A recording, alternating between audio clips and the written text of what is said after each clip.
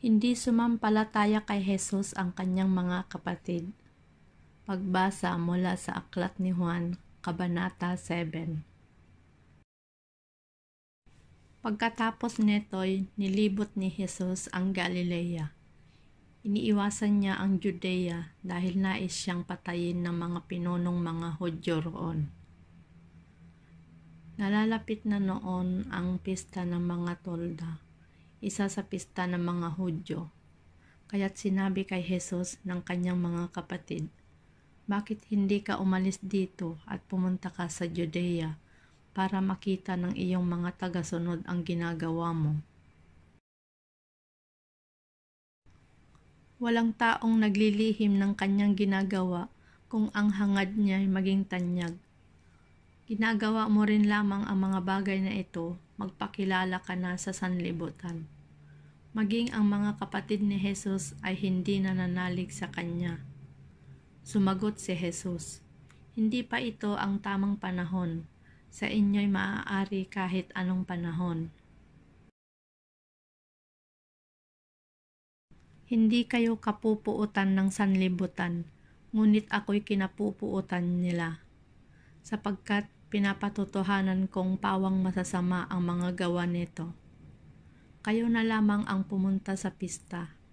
Hindi ako pupunta sapagkat hindi pa ito ang tamang panahon." Pagkasabi nito, nagpaiwan siya sa Galilea. Pagkaalis ng kanyang mga kapatid, si Jesus ay palihim na pumunta rin sa pista.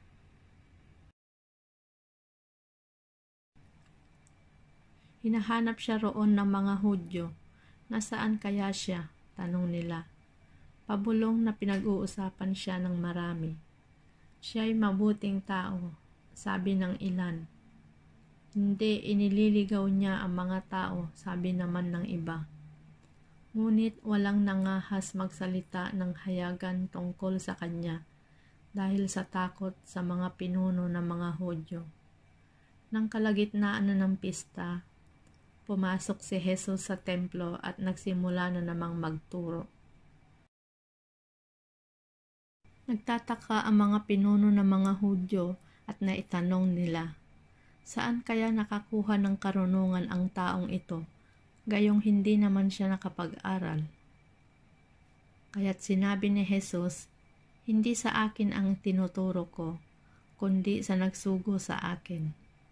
Kung talagang nais ninyo mang sumunod sa kalooban ng Diyos, malalaman niya kung ang itinuturo ko'y mula nga sa Diyos, o kung ang sinasabi ko ay galing lamang sa akin.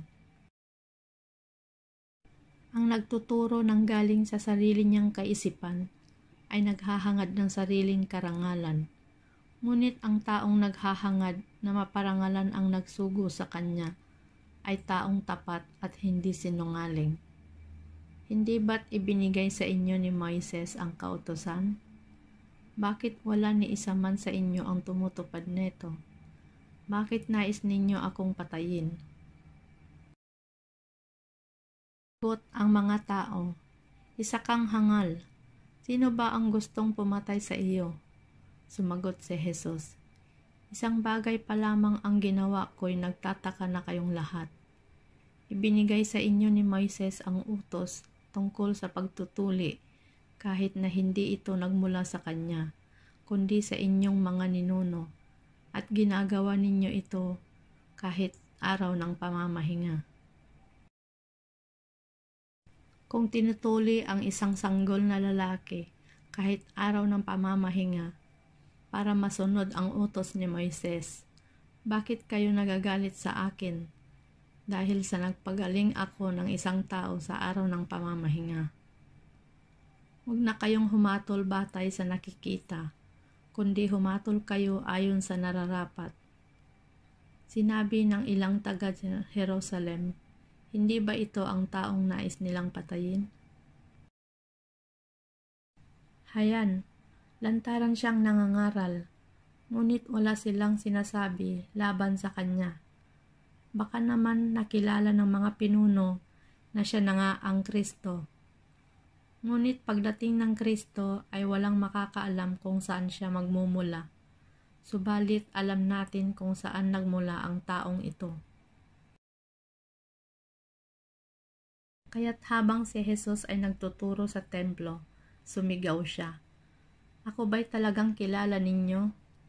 Alam nga ba ninyo kung saan ako nagmula? Hindi ako naparito dahil sa aking sariling kagustuhan lamang. Karapat-dapat pagtiwalaan ang nagsugo sa akin. Hindi ninyo siya nakikilala, ngunit nakikilala ko siya, sapagkat sa kanya ako nagmula, at siya ang nagsugo sa akin." Nais na siyang dakpin ng ilang naroroon, ngunit walang nangahas sapagkat hindi pa dumarating ang tamang panahon. Marami sa mga tao ang nanalig sa kanya. Ang sabi nila, pagparito ng Kristo, makakagawa kaya siya ng mga himalang higit pa sa mga ginawa ng taong ito? Nakarating sa mga Pariseyo ang usap-usapan ng mga tao tungkol kay Jesus. Kaya't inutusan nila at ng mga punong pari ang ilang bantay sa templo upang dakpin si Jesus.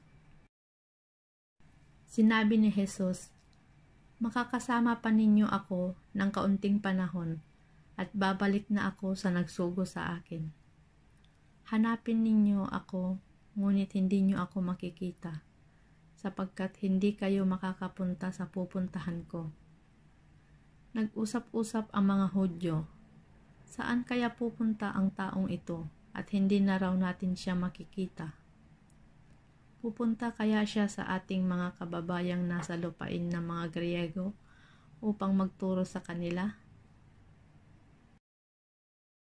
Ano kaya ang ibig niyang sabihin ng kanyang sinabing, "Hahanapin ninyo ako, ngunit hindi ninyo ako makikita, at hindi kayo makakapunta sa pupuntahan ko"?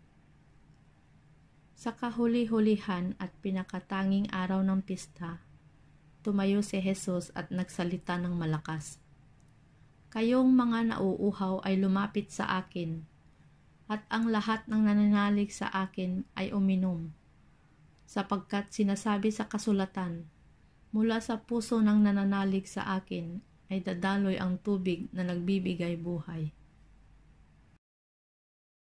Ang tinutukoy niya'y ang espiritong tatanggapin ng mga sumasampalataya sa kanya, sapagkat hindi pa naipagkakaloob noon ang espiritu dahil si Jesus ay hindi pa muling nabuhay at niluwalhati. Sinabi ng ilang nakarinig sa kanya, "Tunay ngang ito ang propetang hinihintay natin. Siya na nga ang Kristo," sabi naman ng iba. Ngunit meron namang sumagot, "Maaari bang magmula sa Galilea ang Kristo? Hindi ba sinasabi sa kasulatan na ang Kristo ay magmumula sa lipi ni David at ipanganganak sa Bethlehem na bayan ni David?" Magkakaiba ang palagay ng mga tao tungkol sa kanya. Gusto ng ilan na dapkin siya, ngunit wala namang mangahas na humuli sa kanya. Nang bumalik ang mga bantay ng templo, tinanong sila ng mga punong pari at mga Pariseyo, "Bakit hindi ninyo siya dinala rito?" Sumagot sila, "Wala pa po kaming narinig na nagsalita ng tulad niya." "Pati ba kayo'y nalinlang na rin?" tanong ng mga Pariseyo. Mayroon bang pinuno o Pariseyong naniniwala sa kanya? Mga tao lamang na walang nalalaman sa kautusan ang naniniwala sa kanya, kaya't sila'y mga sinumpa. Isa sa mga naroon ay si Nicodemo, ang Pariseyong nagsadya kay Jesus noong una, at siya'y nagtanong, "Hindi ba't labag sa ating kautusan na hatulan ang isang tao nang di mo na nililitis at inaalam kung ano ang kanyang ginawa?" Sumagot sila, "Ikaw ba'y taga Galilea rin? Saliksikin mo ang kasulatan at makikita mong walang propetang magmumula sa Galilea." Pagkatapos neto, umuwi na ang lahat.